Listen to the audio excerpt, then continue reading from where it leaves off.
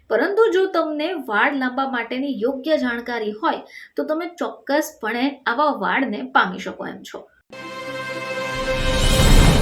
નમસ્કાર દર્શક મિત્રો, ખબર છે .com ઉપરથી હું દૃષ્ટિ આપ સૌનું સ્વાગત કરું છું. મિત્રો, સુંદર વાળ, કાળા વાળ અને સિલ્કી વાળ કોને ન ગમે?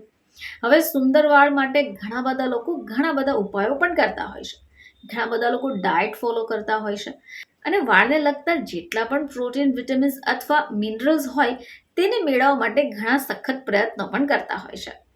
પરંતુ જો તમને વાળ લાંબા માટેની યોગ્ય જાણકારી હોય તો તમે ચોક્કસપણે આવા વાળને પામી શકો એમ છો.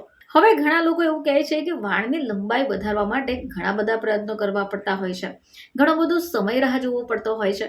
પરંતુ જો તમે પણ આવા વાળ ઈચ્છી રહ્યા હોય તો આ સમાચાર આપના માટે છે. મિત્રો, જો એક જ મહિનામાં વાળ લાંબા કરવા હોય તો હવે એમ પ્રશ્ન થશે કે એક મહિનામાં વાળ લાંબા કઈ રીતે થઈ શકે? જો તમે આવા ઉપાયો અપનાવો છો તો તમને સફળતા મળી શકે. આજના વાતાવરણમાં પ્રદૂષણ વધેલું છે અને ભાગદોડ ભરેલી આપણી જિંદગીમાં આપણે વાળનું ઓછું ધ્યાન રાખી શકીએ એમ છે. હવે આનાથી શું થશે કે આપણા વાળનો ગ્રોથ ઓછો થવા લાગશે અને વાળ ખરવાનું પણ શરૂ થઈ જાય છે. હવે લગભગ ઘણા બધા લોકો આ સમસ્યાથી પીડાતા હશે. જો આ સમસ્યા દૂર કરવી હોય તો ઘણા મોંઘી પ્રોડક્ટ્સનો ઉપયોગ કરતા હોય છે. પરંતુ જો તમને પણ આવી સમસ્યા સતાવતી હોય તો તમે પણ ઘરેલું ઉપાયની મદદ લઈ શકો. તો આનાથી તમારા વાળ એક મહિનામાં વધવા લાગશે. તો વાળને જો લાંબા અને ભરાવદાર બનાવવા હોય તો તમે મીઠા લીમડાના પાનનો ઉપયોગ કરી શકો. આ મીઠા લીમડાના પાન તમારા વાળના ગ્રોથ માટે સારા માનવામાં આવે છે. હવે જો તમારે આવું સિરમ તૈયાર કરવું હોય તો એને બનાવવા માટે તમારે 6 કે 7 મીઠા લીમડાના પાન, 5 ચમચી નારિયેળ તેલની જરૂર પડશે. હવે તમારે શું કરવાનું કે એક બાઉલ લઈને એની અંદર નારિયેળ તેલ, મીઠા લીમડાના પાન નાખીને એને ગરમ કરી દેવાનું છે.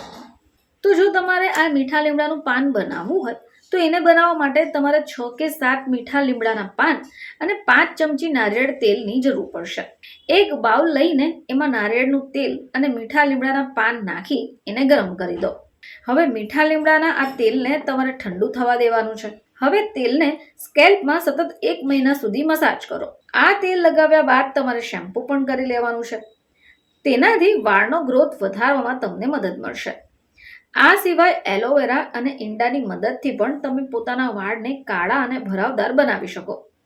જેના માટે 2 ચમચી એલોવેરા જેલ અને 1 ઈંડું લઈ લો.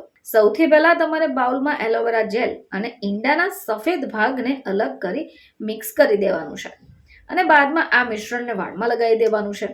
આ મિશ્રણ તમે વાળમાં એપ્લાય કરો એટલે અડધો કલાક માટે એને રહેવા દો. બાદમાં શેમ્પૂ કરી દો. આનાથી વાળમાં ચમક પણ આવશે. તો મિત્રો, જો તમે પણ પોતાના વાળને લઈને ખૂબ ચિંતિત હો તો આ ઘરેલું ઉપાયની મદદથી વાળના ગ્રોથને ઝડપથી વધારી શકો, જે વાળને મજબૂત અને શાઇની બનાવવામાં પણ મદદ કરશે.